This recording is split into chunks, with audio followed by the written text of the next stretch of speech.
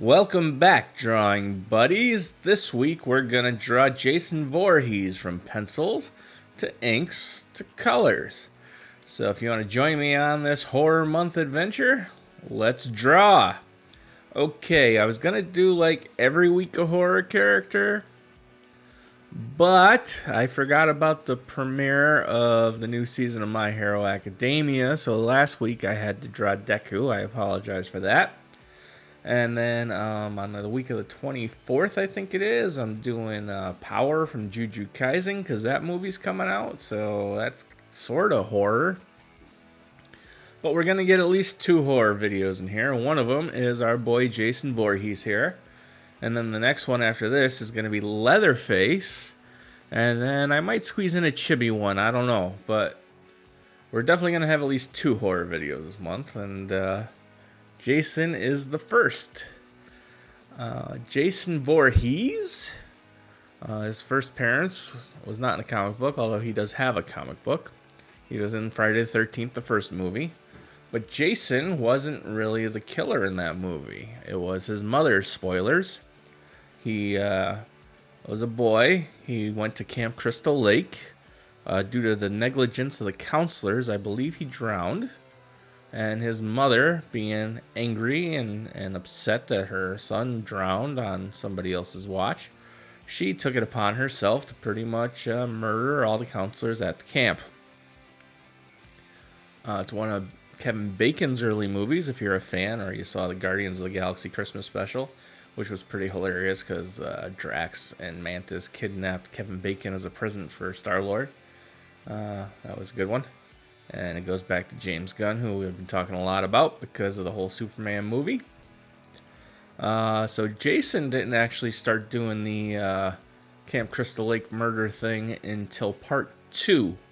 And in that movie, he basically wore a potato sack on his head. And he did the same thing. He killed camp counselors for revenge for his mother. And I believe he did die at the end. But, you know, like any good horror movie, the killer never stays dead. So then there was part 3, Friday the 13th, part 3 in 3D. I don't remember much about that except for the guy in the wheelchair. But that's also the movie that Jason got his hockey mask in. So that was a fun one because, you know, old school 3D to have arrows shooting at the screen and going through people's eyes and the machete and things like that. So that was a fun one, but I haven't seen that in forever. But to prepare for this video, I watched Friday the 13th, part 6. That's the one where Jason comes back from the dead. We'll talk about that. And part 7, just because it played right after part 6, and I was still drawing, so I let it play. And that's the one with the psychic girl, whose name I totally forgot. So I will look that up when we get to her. So let's talk about Jason. Before we do that, as you can see, the pencils for this one come along fairly quickly, at least the original sketch idea. I do spend a little time adding details and whatnot and figuring out the length of this machete and the angle, because right now I got the machete sort of looking like it points at you, but it should point away from you, so, you know, I figure it all out. It's fine. But also I remember in part 1, it ended with Jason jumping through like a window or something at somebody. And the weird thing is, apparently he was been at the bottom of the lake for a while, and dead, or undead, and he grew to adulthood under there. I can imagine what being underwater for, I don't even know how many years, but enough years to go from child to adult before you get out of there to avenge your mother. It just sounds awful, so I can understand why Jason's angry and wants to murder all these camp counselors. They left him there for a long, long time. But I watched part 6. That I decided when I do these horror things, I'm going to watch the least popular movies. But then it turns out, talking to a friend of mine, that the movies I thought were the least popular are kind of the popular ones. So I guess I had good taste as a child who was too young to be watching these things. So part 6 starts off with Tommy, who in part 5... I believe he was played by, what the hell is his name? Corey Feldman. He was played by Corey Feldman, and I believe he kills Jason in the end. And he survives it, but he's traumatized. He's a mess. And part 6 starts off with a recast version of Tommy who's older and not played by Corey Feldman. Of course, I said recast, so obviously it wasn't. And he is driving with a friend of his, and he's like, we are going to end this Jason thing once and for all. And the guy's like, what do you mean end it for all? I mean, Jason's dead. You killed him. He's in the ground. He's like, I got to be sure. So they go to the cemetery. They dig up Jason's plot. And Tommy freaks out and he just starts stabbing Jason with part of a metal fence. He's stabbing his friend, like pulls him out. Yo, chill the frick out, man. You can't be doing this. And then Tommy gets up again and starts stabbing him again. But while he's stabbing him, it gets struck by lightning. And the lightning starts coursing through the body of Jason. And it goes to a close-up of his face and his eyes open up. And Jason is reanimated as the lovable zombie Jason that we all know and love to this day. In fact, I think they're doing a reboot. I just saw a thing where people didn't like the hockey mask because they took the eye holes from round to square. But we won't talk about that because I don't know anything about it. So Jason gets out of the ground. He murders Tommy's friend. Tommy takes off all freaked out, goes to the sheriff's station. He's like, Sheriff, I awakened Jason Vorhees. We got to stop him. And the sheriff's like, listen, kid, you're crazy. I'm sorry the trauma you went through, but get the hell out of town. We don't want you crazy here. So they drive Tommy to the end of town, and Tommy does the First Blood thing. If you ever seen First Blood, Rambo, the first one, the good one, the one that's not all crazy Vietnam murder stuff. Tommy's like, nah, I can't let this slide because people are going to get hurt. So he drives back into town. The sheriff's like, I gave you your chance. Now we're putting you in jail tonight, and I'm sending you off to the psych ward tomorrow. So they lock Tommy up, and he's like, listen, man, Jason's out there killing people. And while Tommy's trying to explain to him that he really did bring Jason back to life, Jason's actually out there killing people. He kills some people who get stuck in the woods, and they're driving to the camp, and they're in a Volvo. Nice Volvo, by the way, a wagon. I like Volvos. And so he kills them, and then he starts killing all the camp counselors. And the counselors are the friend of the sheriff's daughter. And I realize I'm talking really fast, and I apologize for that. I guess I know more about Jason than I thought I did. But so, the sheriff's daughter, she thinks Tommy's kind of cute, even though he's basically could be a crazy psychopathic killer. She kind of can look past that because she thinks he's attractive. So she helps Tommy get out of jail and goes to bring him to Camp Crystal Lake so they could take care of the Jason problem once and for all. But of course, after a high-speed chase in the girl's, I think it was a Camaro, a Z28. Could be wrong about that. I actually watched the movies a few weeks ago and I drew this because I'm actually ahead on drawings for once. They throw Tommy back in jail. And they found some bodies, so now they're saying Tommy is a flat-out murderer. And that he should have just left well enough alone and left while he could, not cause all these problems. But eventually they do figure out Tommy didn't do it because the times don't line up because he was in jail through part of it. But she breaks him out again. They go to the lake. They fight Jason pretty much after he murdered all this girl's friends, unfortunately. And Tommy gets, I think he puts him back in the water. Yeah, he does. He gets a chain around his neck and throws the rock off a boat, him and the girl. And Jason's stuck underwater, and that's the end of that one. But of course it does zoom into him. Oh, the propeller from the boat. It nicks up his head, and it cuts his neck and snaps his neck, and they think that's finally the end of zombie Jason. But after they do all this, and the happy ending thing happens, the underwater camera goes up to Jason's body, and of course his hand starts twitching, so dun dun dun da. And of course, being a low budget 80s movie, it made plenty of money to get a sequel. So they made part 7. And I wasn't even really looking at the screen while I was talking, and we're already on the inking. The inking is probably the slowest part in this one, or nearly as slow as the colors, because instead of my usual blocking out big things of black and throwing in a few lines here and there, I use a rough pen that has texture to it, which I hate, by the way. I'm never doing that again. But I started and I figured I should finish, And I do sort of like the look it gives because instead of using solid blacks, I use a lot of little lines that are close together in the inks, which we'll talk about when I start doing it. But I definitely do like the way that looked, but I could have done that with the smooth brush and it would have looked just as good, I think. I don't think I needed to use this brush I'm not familiar with, and I don't like the way the texture shows up when I got big areas surrounded by black and things like that. Don't love it. So my lesson is stick to what I know. Well, here's what I do right here. The blacks with the heaviness like under the arm there. I do that all over the place on this one for the shadowing. So that I really do like, and I will use that technique again. I'll just use my regular G Pen brush that came with Clip Studio. Well, this one, it's one of the fancy brushes that I say I never use. It's called the Rusty Nib. It came with the comic pack I bought from True Grit, which I mention all the time, my favorite place. If you want to sponsor me and send me all your packs that I don't have already, I will be more than happy to test them out and give a positive review.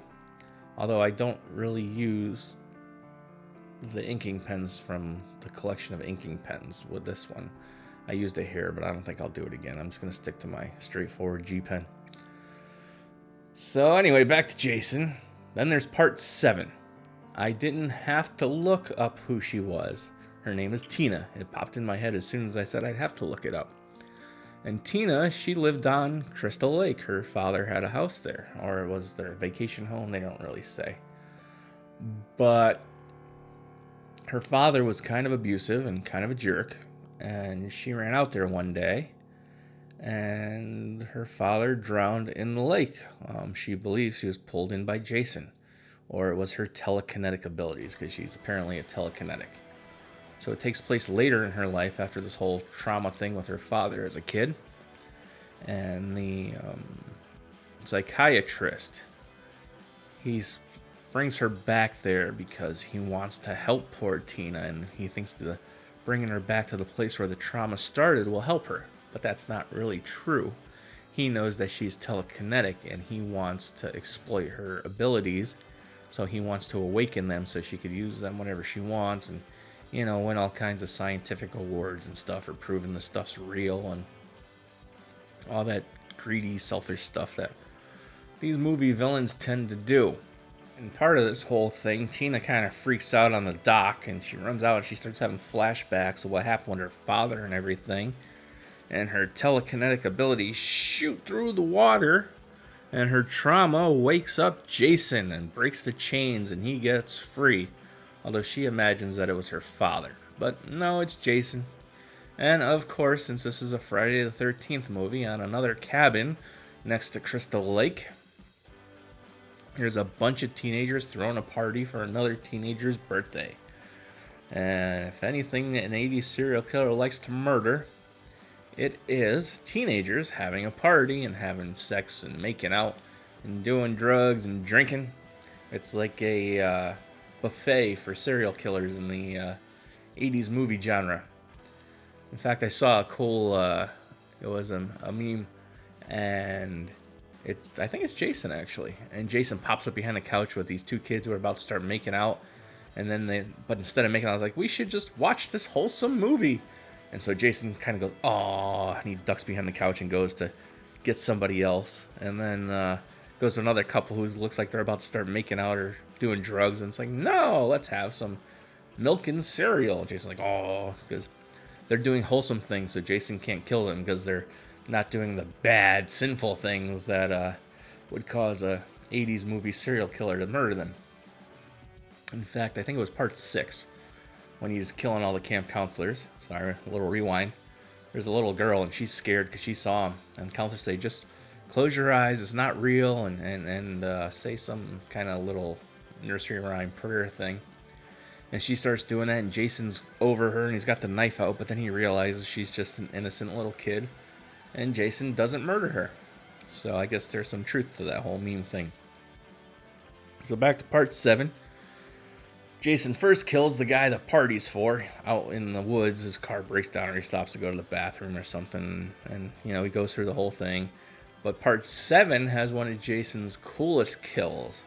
There's two are making out in the back of a van, And so Jason kills the boyfriend, and the girl's in a sleeping bag, so he pulls her out, picks up the sleeping bag, and starts smashing the sleeping bag with the girl into a tree.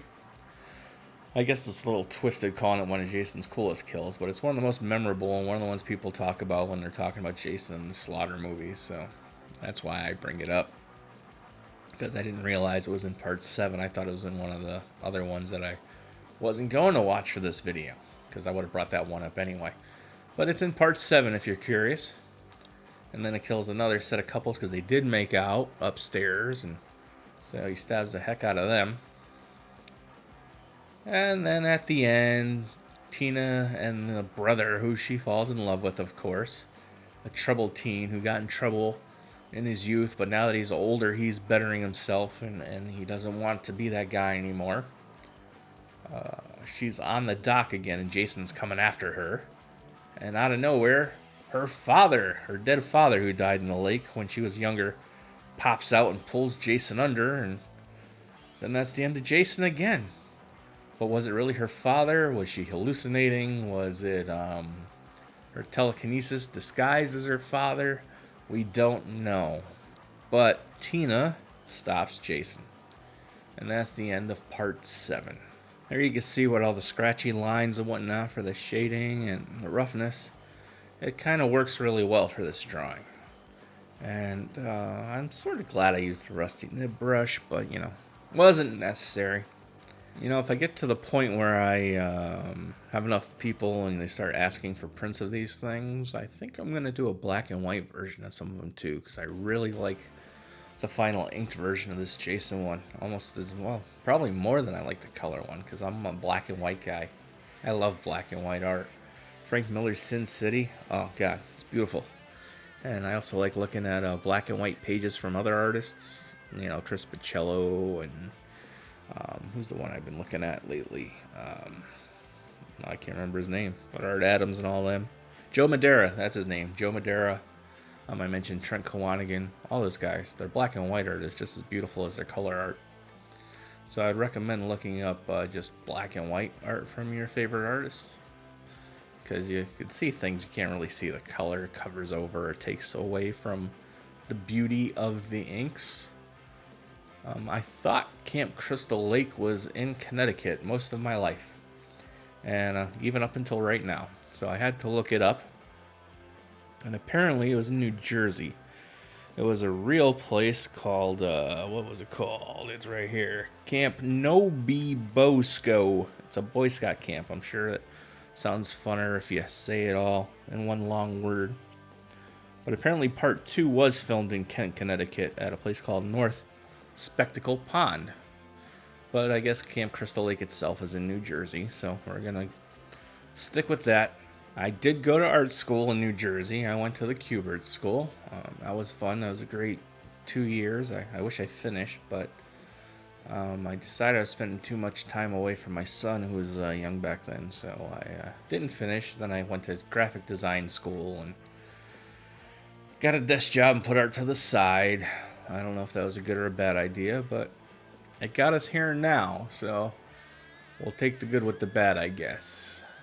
I also have some good friends who live in New Jersey. I visit them every once in a while, even though she lives in St. Louis now, mostly, with her husband. Well, she does live in St. Louis with her husband, but they come back to visit her family every now and then, and when they do, I go down there and I say hi and hang out for a day. And we are on the colors. Now it's time to color Jason Voorhees, and the thing with coloring Jason was I needed to set a mood and make it dark and moody, and I think I pulled it off. Part of coloring something is setting a mood, and I don't know if I always pull that off, but I think I did on this one. And I think those little photo filters that I've been using lately did a really good job on this one too, giving it a little more oomph, we'll call it. I mentioned earlier that the next drawing is going to be Leatherface. He's all inked up. I started coloring him, but got a little ways to go, so I'm going to work on that tomorrow. But for Leatherface, instead of watching the first Texas Chainsaw Massacre movie, the original, or watching any of the more modern remakes, there was one with Jessica Biel, there was one with Alexandria or Alexandra Didario. I don't know how to say it. I'm terrible with names. You'll hear me say that in every video where I gotta say somebody's name. I decided I was gonna watch part 2 because I thought I'll watch the one nobody likes and that'll be fun for me. Because I remember thinking that one was hilarious when I was a kid. But again, a friend of mine who was more into horror than me told me, no, people love that one. That one's great. I'm like, you serious? I mean, other than Dennis Hopper, what was so cool about it? I don't remember. But the thing I do remember about it, and the reason why I want to do that one, is because I do remember that everybody who Leatherface kills, they ground them up into ground beef and they turn them into chili. And then they eat the chili. I don't know if they sell the chili. I don't know. But I'm going to watch the movie again when it comes time to do the voiceover for that one. So apparently that one is considered a good movie now. When I was a kid, it was not the good one. But, you know, my family, we used to rent all these things at the video store because I'm that old. And we would watch a lot of these horror movies, especially with my uncle. I mean, my uncle took me to the movie theater to see the first Friday the 13th movie when I was 9 years old. So that goes to tell you something about parenting in the 80s. They were pretty lax about these things. And I've said before, every kid should have an Uncle Butch, and I stand by it. Even though some modern parents might think it's a little crazy. But, you know, he took us to see horror movies. He scared the hell out of some of my friends. And, you know, when they came out, if we didn't go see it in the theater, we rented it. Like, I don't think I saw Friday the 13th Part 6 in the theater, although I might have, because I think that came out in 86, so I would have still been too young for it, but I would have been older than I was when I saw Friday the 13th, that's for sure. Not Friday the 13th, Nightmare on Elm Street. And speaking of Nightmare on Elm Street, I really wanted to do Freddy for one of these videos for Horror Month, but I started Leatherface thinking that I was going to do Freddy for the last video of the month, the finale. But I think that Juju Kaisen is going to be that video. I don't know. I got to look at the calendar. If there's still horror for that month, I will definitely do Freddy. Or I'll sneak in a chibi Freddy. I don't know, but I want to draw Freddy. So eventually Freddy will be drawn, and I won't wait till next Halloween to do it. Although as I finished that sentence, I pushed pause and I looked at my calendar, and the last Friday of the month is the 31st. It's Halloween. And I definitely don't want to draw Michael Myers. I just don't think that would be much fun. It would just be a version of this Jason with a William Shatner mask on. But the 31st is on a Friday, and Friday is a video day, so maybe I will do Freddy for the 31st.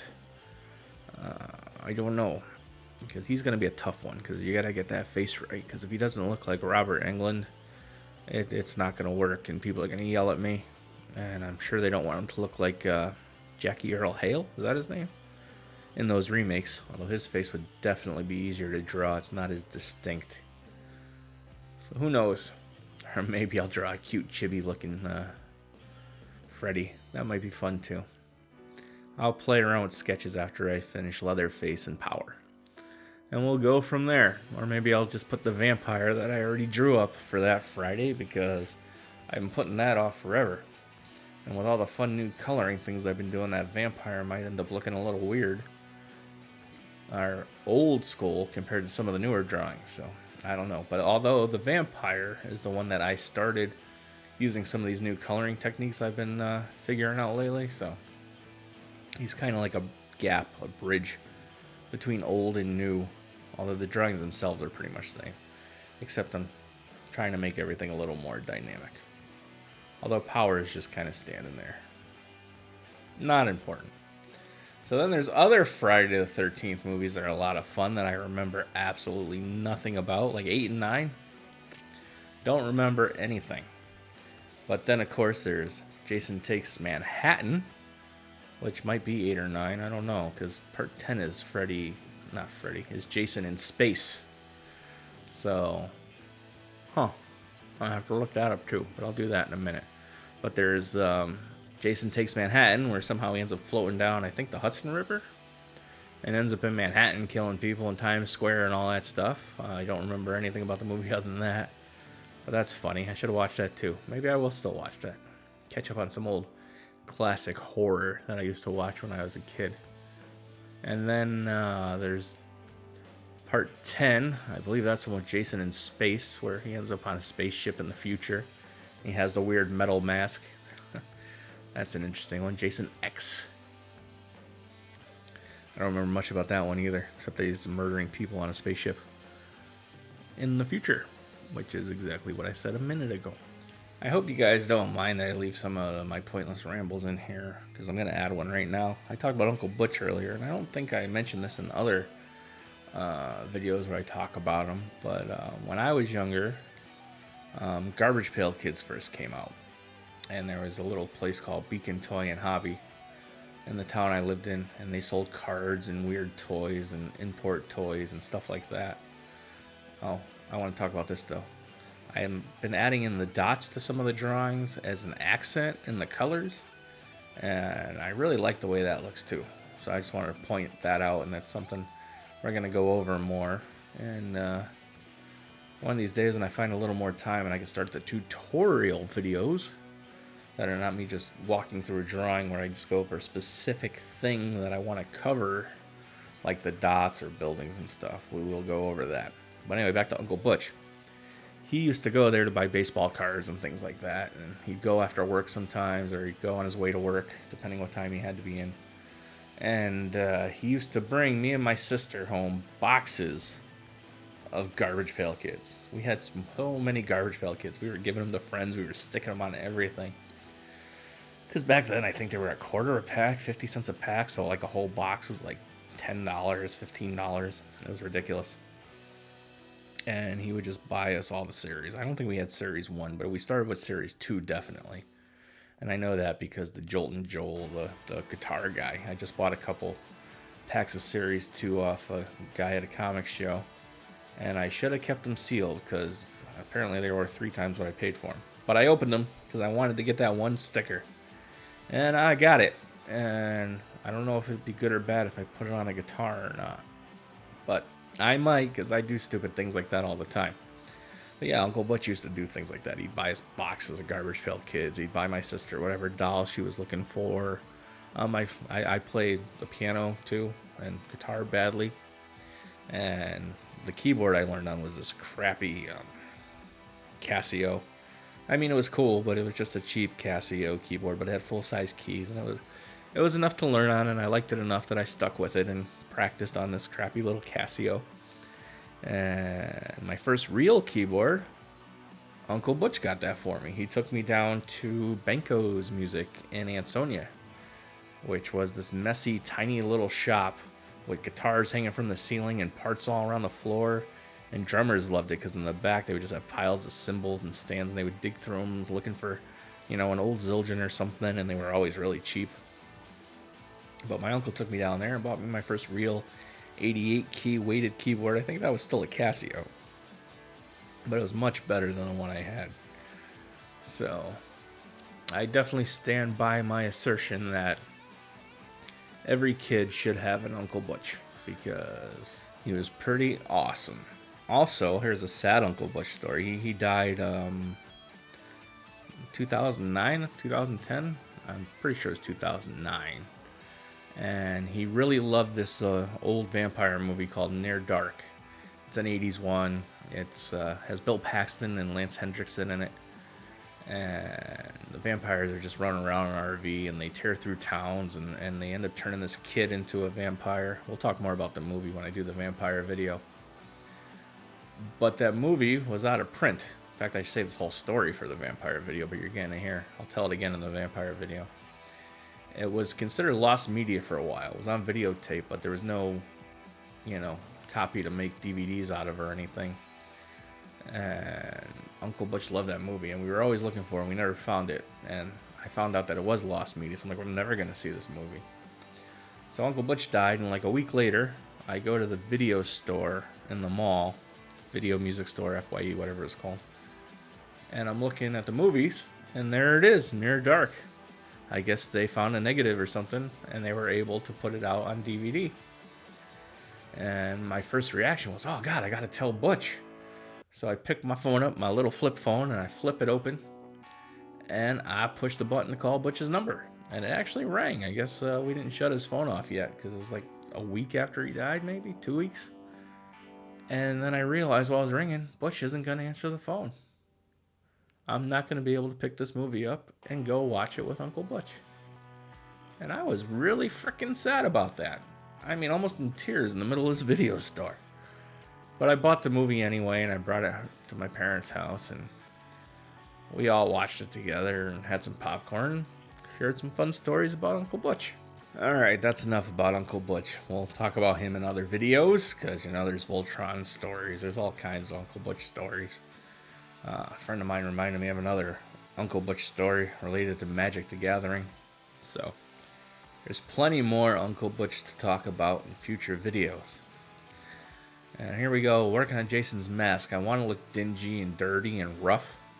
And a lot of that I did with the texture and the line work, but I didn't want like that dark brown shading on it. I wanted to fill it in, shade it in, and blend it in. So it's not something I'm used to doing. So it was something else I tried new in this video, and I really liked the way it looked. So now that I know how to do it, and I've done it, I could do it for other things. Maybe things less horror and more fun. We'll see.